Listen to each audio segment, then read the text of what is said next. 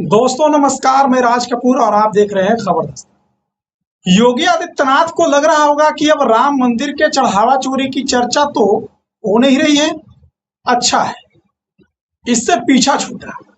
लेकिन बीजेपी को जितना परेशान इस मुद्दे पर अखिलेश यादव और समाजवादी पार्टी ने किया था, उससे बड़ी तैयारी राहुल गांधी और कांग्रेस ने कर ली है। छात्रों की गूंज के जरिए राहुल ने मोदी और शाह की नींद तो उड़ा ही रखी है। यूपी चुनाव में राम मंदिर के चढ़ावा चोरी पर योगी को घेरने के लिए एक ऐसा प्लान तैयार किया है कि चुनाव तक योगी को नींद नहीं आएगी। जी, यूपी चुनाव के लिए उत्तर प्रदेश विधानसभा चुनाव 2027 को लेकर कांग्रेस ने अपनी तैयारी तेज कर दी है। पार्टी चढ़ावा चोरी के खिलाफ चौपाल और छात्रों की गूंज नाम से दो बड़े जनसंवाद अभियान की शुरुआत करने जा रही है। इन अभियानों के जरिए कांग्रेस राम मंदिर से मुद्दे और युवाओं से जुड़े सवालों को जनता के बीच उठाएगी। उत्तर प्रदेश विधानसभा चुनाव 2027 को देखते हुए कांग्रेस ने अभी से अपनी चुनावी रणनीति पर काम शुरू कर दिया है।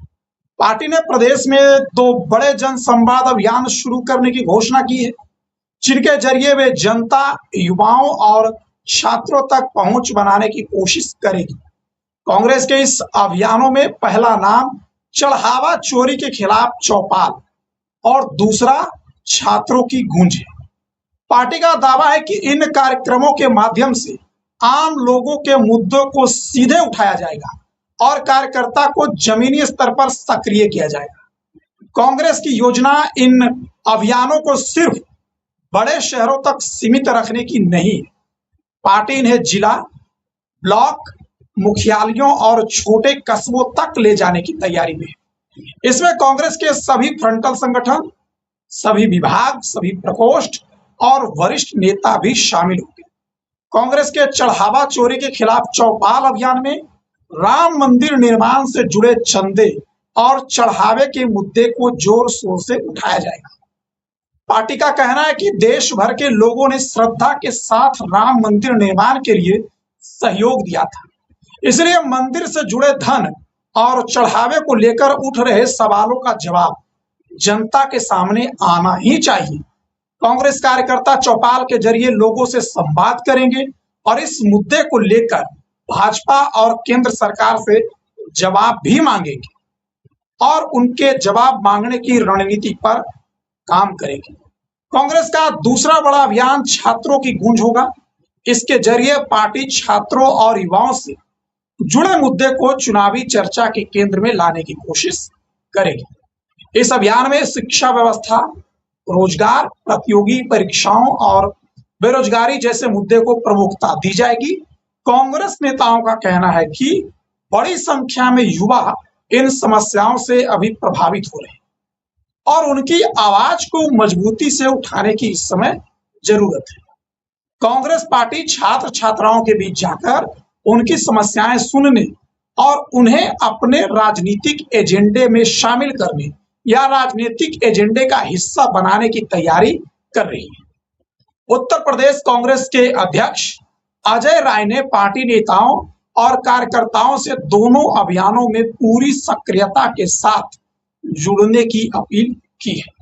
कांग्रेस की कोशिश है कि इन अभियानों के जरिए संगठन को बूथ स्तर तक मजबूत किया जाए और प्रदेश में अपना जनाधार बढ़ाया जाए। 2027 के चुनाव को देखते हुए कांग्रेस एक तरफ धार्मिक मुद्दों के जरिए भाजपा को घेरने की तैयारी कर रही है, तो दूसरी तरफ युवाओं और छात्रों के सवालों के जरिए नए मतदाताओं तक पहुंच बनाने की कोशिश में भी जुट गई है। अब देखने वाली बात यह होगी कि कांग्रेस के ये दोनों अभियान जमीन पर कितना असर दिखाते हैं और क्या पार्टी इन्हें चुनावी लाभ में बदल पाती है। इस पर हमारी पूरी नजर बनी रहेगी। लेकिन जिस तरह से राम मंदिर के चढ़ावा चोरी पर भारतीय जनता पार्टी बैकफुट पर है और वो किसी भी हालत में नहीं चाहते कि इस चुनाव में राम मंदिर की चर्चा हो, जबकि एक समय भारतीय जनता पार्टी का सबसे बड़ा चुनावी मुद्दा ही राम मंदिर हुआ करता था। लेकिन जब से 2024 के चुनाव में राम मंदिर के निर्माण के बाद भी अयोध्या लोकसभा, जिसे फैजाबाद लोकसभा कहते हैं, वहां पर भारतीय जनता पार्टी की हार ने भारतीय जनता पार्टी के शीर्ष नेतृत्व को यह सोचने पर मजबूर कर दिया है कि अब राम मंदिर का मुद्दा भारतीय जनता पार्टी के लिए चुनाव जिताऊ मुद्दा नहीं रह गया है, क्योंकि समाजवादी पार्टी के सांसद ने यहां से जीत दर्ज की, अवधेश प्रसाद, और उसी के बाद से भारतीय जनता पार्टी राम मंदिर के मुद्दे पर बैकफुट पर है। और पिछले 2 महीने में जिस तरह से समाजवादी पार्टी ने पहले राम मंदिर में चढ़ावा चोरी की घटना को उजागर किया, पवन पांडे ने लगातार इस पर प्रेस कॉन्फ्रेंस की, और फिर जैसे ही यह खबर मीडिया में आई, समाजवादी पार्टी, कांग्रेस और तमाम विपक्ष के दल पिछले लोकसभा के सत्र में इसको एक बड़ा आंदोलन बना दिया, एक बड़ी घटना में तब्दील कर दिया। और जितने दिन संसद चली उतने दिन समाजवादी पार्टी और कांग्रेस पार्टी ने इसे बड़ा मुद्दा बनाने का प्रयास किया। लोकसभा में जो ये मुद्दा कांग्रेस और समाजवादी ने पार्टी ने उठाया, उसके बाद ये सिर्फ यूपी चुनाव से जुड़ा हुआ नहीं रहा, पूरे देश भर में इस मुद्दे की चर्चा होने लगी। और इस पर तो बाकायदा समाजवादी पार्टी ने एक सीरीज चलाई। उस सीरीज के दौरान पप्पू यादव मुकदमे का शिकार भी हुए, उन्हें धमकी भी दी गई और उन पर एफआईआर भी दर्ज की गई। एफआईआर तो राहुल गांधी और अवधेश प्रसाद पर भी दर्ज की गई।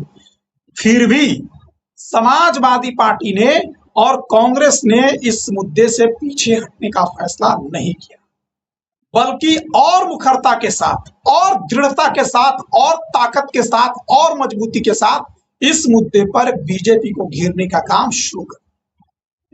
और जैसा कि सबको पता है कि यूपी चुनाव में बीजेपी तो कतई नहीं चाहती कि इस मुद्दे पर चर्चा हो, लेकिन समाजवादी पार्टी इतना प्रदर्शन कर चुकी है, इतना विरोध कर चुकी है, इतना इस मुद्दे को उछाल चुकी है कि अब समाजवादी पार्टी पीडीए के मुद्दे पर आ गई और इस मुद्दे पर बारी आ गई है कांग्रेस की। तो कांग्रेस इस मुद्दे पर, राम मंदिर के चढ़ावा चोरी पर, यूपी के कस्बे कस्बे में, गांव गांव में जाकर चौपाल करेगी। और सोचिए कि यूपी के उस गांव में जाकर इस मुद्दे पर चौपाल होगा जहां सड़क नहीं है, जिस गांव में टीवी नहीं है, जिस गांव में मोबाइल इंटरनेट नहीं है, वहां जब राम मंदिर के कथित चढ़ावा चोरी की घटना वहां की जनता को बताया जाएगा तो यूपी चुनाव का माहौल क्या होगा, ये आप समझिए, ये उत्तर प्रदेश की जनता समझिए। और ये मुद्दा कांग्रेस ने उठाकर एक बड़ा मुद्दा यूपी चुनाव के लिए कांग्रेस पार्टी ने बना लिया है। और ये इतना बड़ा मुद्दा है कि अगर ढंग से जनता के बीच इस मुद्दे को ले जाया जाए तो जो योगी आदित्यनाथ की सरकार के प्रति नाराजगी है, जो बीजेपी सरकार के प्रति नाराजगी, जो योगी आदित्यनाथ के मुख्यमंत्री रहते हुए जनता में नाराजगी है, और जिन सनातनियों का भावना आहत हुई है, उनकी भावना को ठेस पहुंची है राम मंदिर के चढ़ावा चोरी की घटना से, वे इस चुनाव में अगर अपने दिल से फैसला लेते हैं तो 27 के चुनाव बाद बदलाव हो सकता है यूपी में। ये मैं नहीं, ये यूपी का कोई भी सामान्य विश्लेषण करने वाला राजनीतिक विश्लेषक बता सकता है। बाकी खबर दस्तक में इतना ही, मिलते हैं किसी और वीडियो में, तब तक के लिए हमें इजाजत दीजिए।